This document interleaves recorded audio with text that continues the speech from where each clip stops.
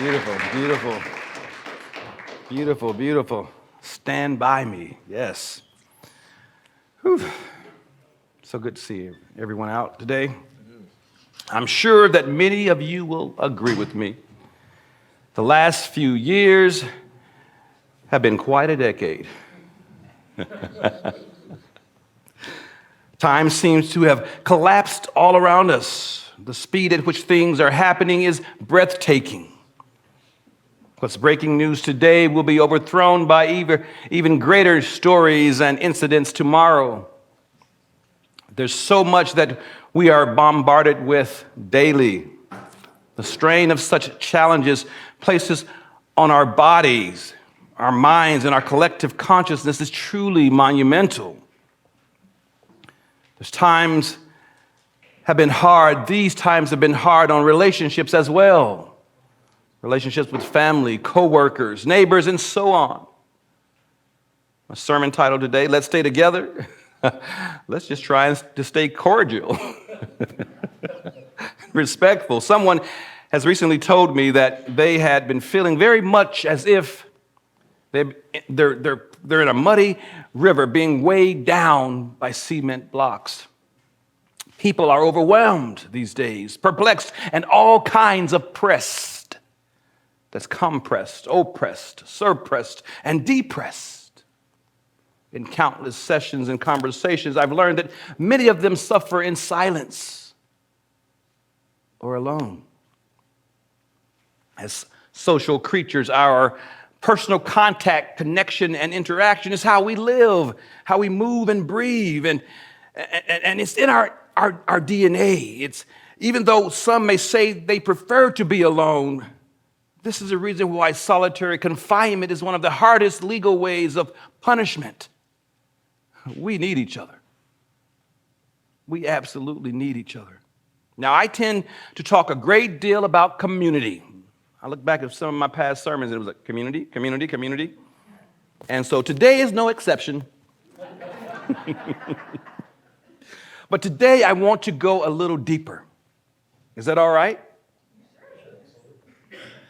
In this community, we may still have our conflicts and disagreements, but though we may have not completely figured out or perfected how we are to be in community, or how we are to be together, we have vowed nonetheless to dwell together in peace and be helpers of one another. In this way, we're like a multi-braided cord. Like all Protestant denominations, Unitarian Universalism is also built around the big C's.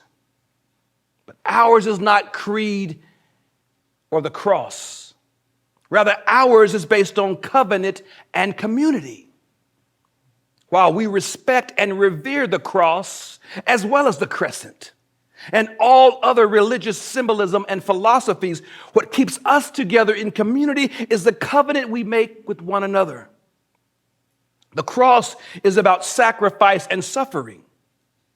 Community is about life. It's about growing, supporting, being, and building together.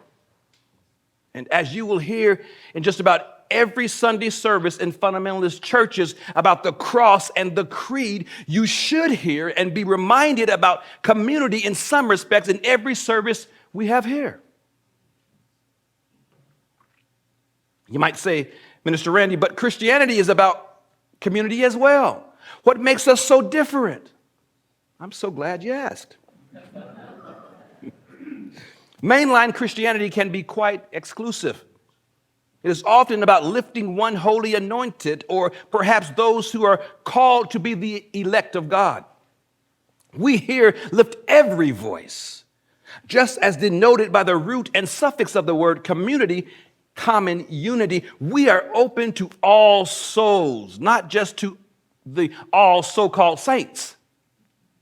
I said we are open to all souls, not just to all so-called saints. Whosoever will, let them come. Come and find stimulation for the mind, inspiration for the heart, and rest for the soul. Community needs to be tangible, a tangible thing that we live by, not some esoteric idea or concept. Like with the cross, we can wear community and the sense of belonging around our necks. And even better, we can have it emblazoned on our hearts. The cross is static. It never changes. In fact, mainline churches celebrate the notion of a never-changing deity. But ours, albeit deity, higher power, reality, or human agency, is dynamic. We are open to change, and we must be. For us to succeed in our mission, we realize that we must continuously learn and relearn in some instances. We must recreate, rejuvenate, continuously reclaim, restore, renew, and so on. And through it all, we recognize that we must stay connected and engaged. Here at All Souls, we work on building authentic connections and continuing our quest to become a beloved community. Now, we hear this all the time, thrown about like some cliche, but what is a beloved community? Again, I'm so glad you asked. Thank you for being so inquisitive. Yes. From the newly proposed 8th UU principle, and it reads, beloved community happens when people of diverse racial, ethnic, educational, class, gender, abilities, sexual orientation, backgrounds, and identities come together in an interdependent relationship of love, mutual respect, and care that seeks to realize justice within the community and in the broader world. Now, that's a mouthful, but it's beautiful, right? Now, I like to add, in beloved community, there are no lone rangers. So even though I said I was alone today, I am not alone. Look who, I got all these folks back here backing me, right? But I got all of you loving me. I like to say there's no big I or little you in beloved community. We practice loving others beyond what they might think of us or of themselves or what they believe about the world around them. And there is no beloved community without beloved relationships. It's not only our purpose and shared values that are central to beloved relationships, it's also the safe experience of belonging. We need to know that we belong here. As human beings, we need a sense of belonging which connects us to relationships we are hoping or trying to develop. People need to feel that they belong to you and you to them. People who come to church rarely join the church because they care about belonging to the name All Souls Unitarian Church. That's a mouthful, and people will ask, what is All Souls Unitarian Church? Or this building, would you have it? They don't care about joining a building. People usually join because they found in us, or they find in us, a supportive and healing community because their hearts feel at home with ours. And it takes just one unfriendly, inhospitable encounter to make someone feel unwelcome and unwanted. Listen, I'm learning how to chill in traffic because I get really impatient. And I don't know who I might want to cuss out. They might be saying, so I'm learning to chill. And when I go out, I always say, somebody's always staring at me. And I'm like, why is this person staring at me? Don't get mad if someone's staring at you. Smile, because you don't know who they are. They may know who you are. They may say, oh, I saw this person over at that weird church. They come here for our memorials and weddings and such. They see us. People are always watching us. I'm learning to just watch it. And to have beloved relationships, we must always strive to have beloved communication and beloved conversations, because the number one factor in all successful relationships is effective communication. And to be beloved, our interactions with one another should always be full of grace and seasoned with gentleness and love.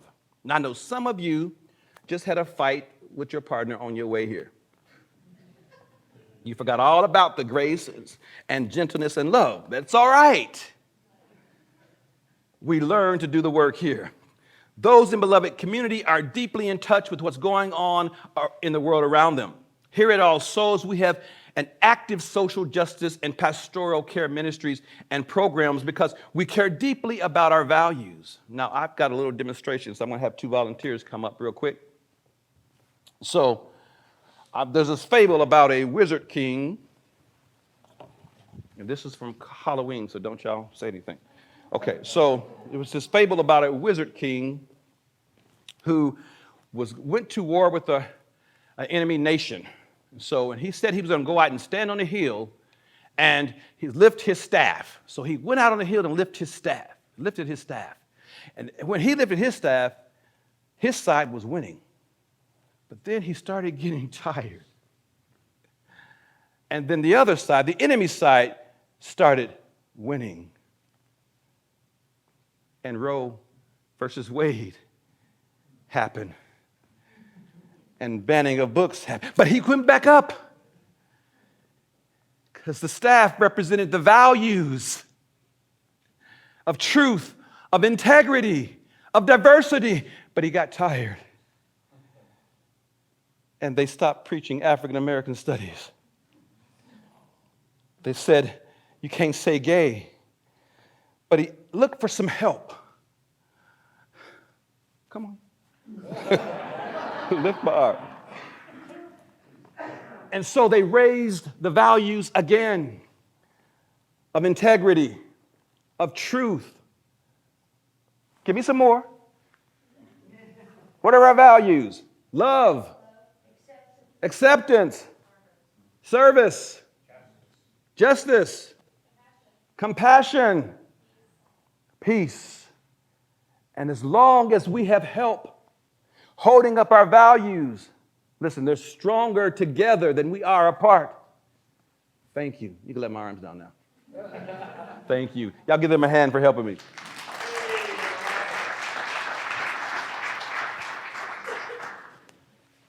There's times when we will lose a court battle, when we'll lose at the school board.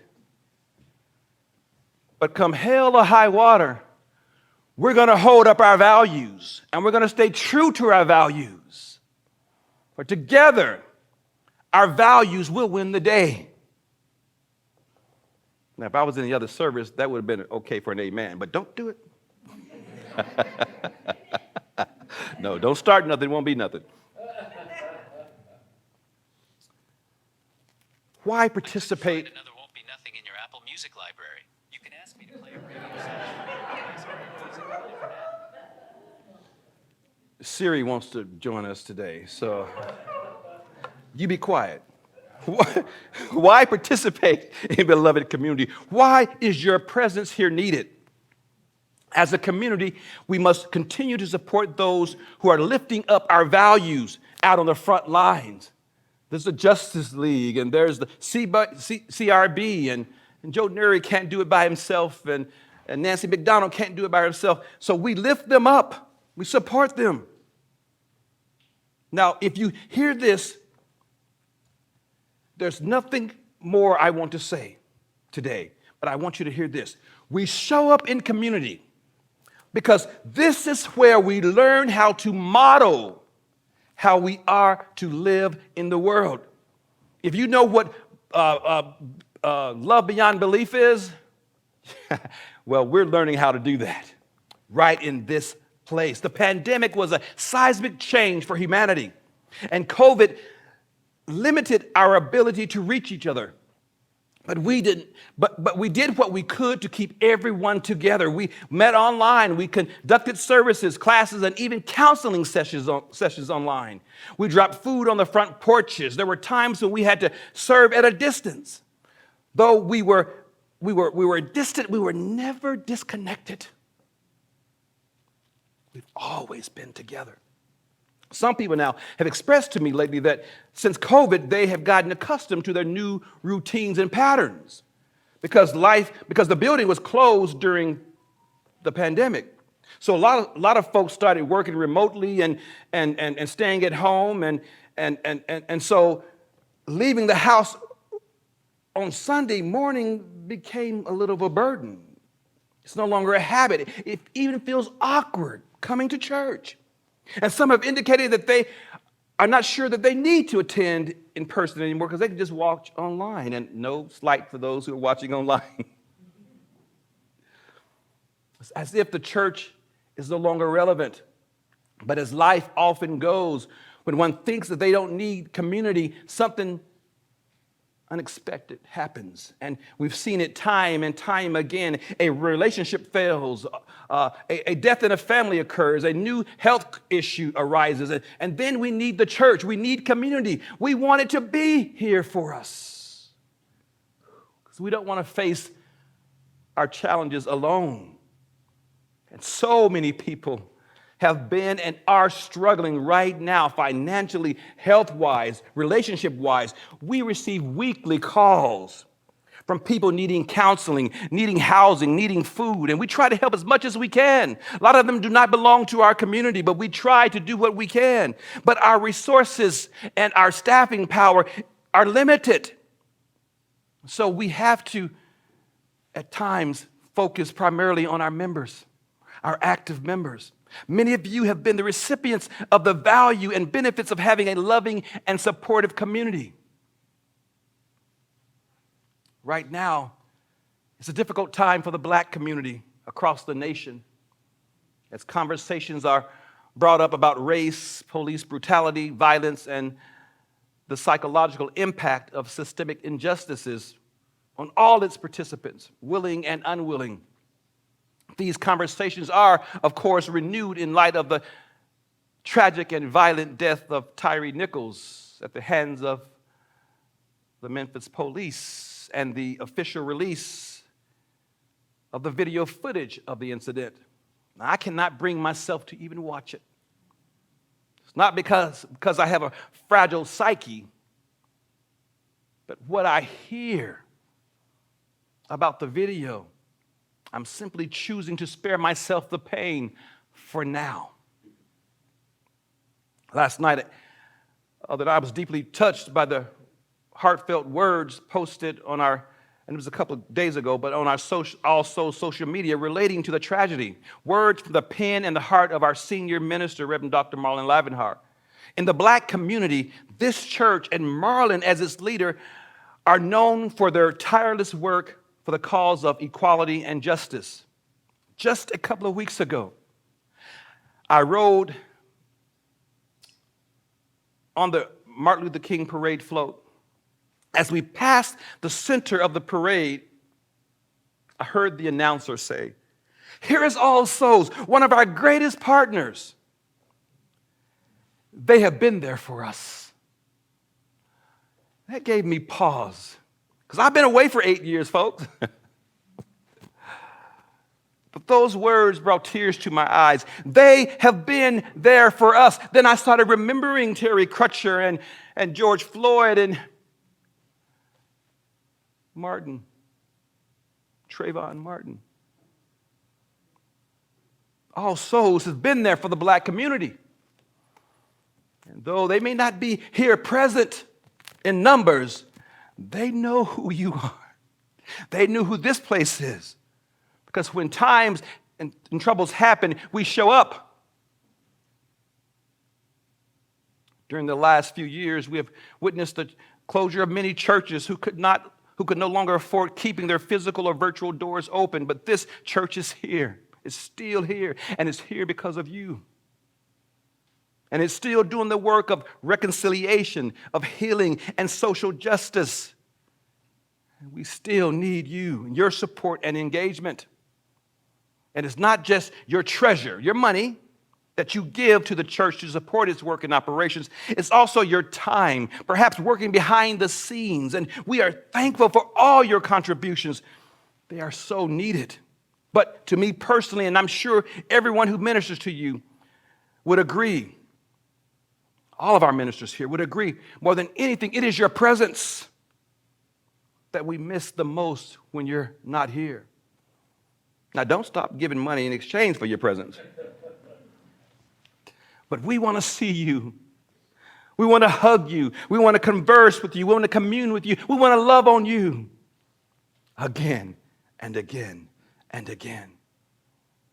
We have started a visioning process for our church So this is a great opportunity to have your voice and presence count, visioning with us in becoming who we said no, who we officially proclaim we wanted to be.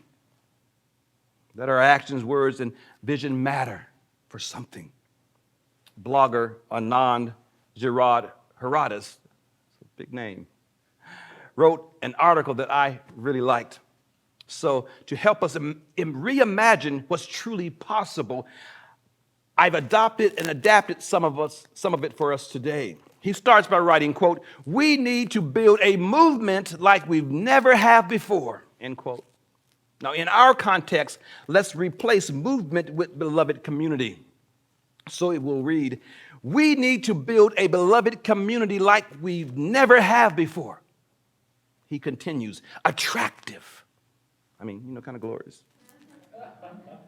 Attractive, fun, substantive, visionary, tomorrow-oriented, open-armed, fiery, merciful. We need a beloved community that gives people a home, that is physically present in people's lives, a community that is self-confident enough to invite the imperfect inside and have walked together with them toward greater progress, instead of requiring that they know it all already in order to come in and to be a part. A community that has a healthy sense of humor, even when it relates to our own shortcomings. A community that is forgiving of mistakes because we all make them. A community ready to restore, to re-accept, and perhaps at times gently point out the areas where we still need growth. He continues, a community that isn't just rebutting the awfulness and promising to not be them, but rather a beloved community that vividly paints the beautiful tomorrow it seeks, that makes you see it, almost taste it.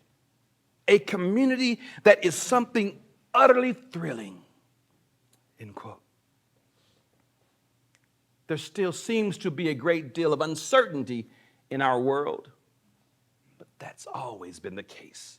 After all, we're on the only known planet able to sustain life that we know of, orbiting a dying star, surrounded by the seemingly meaningless vastness of space.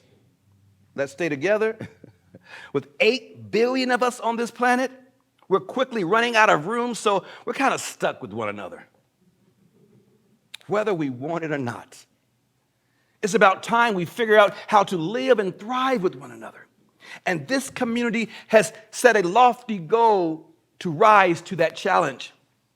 And if we are to continue to become a beloved community, it will take each of us working on our own individual becoming.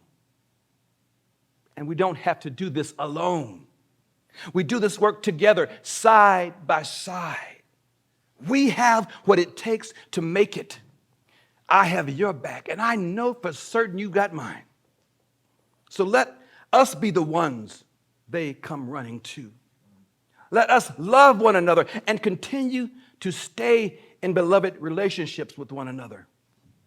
Whether times are good or bad, happy or sad, let's stay together.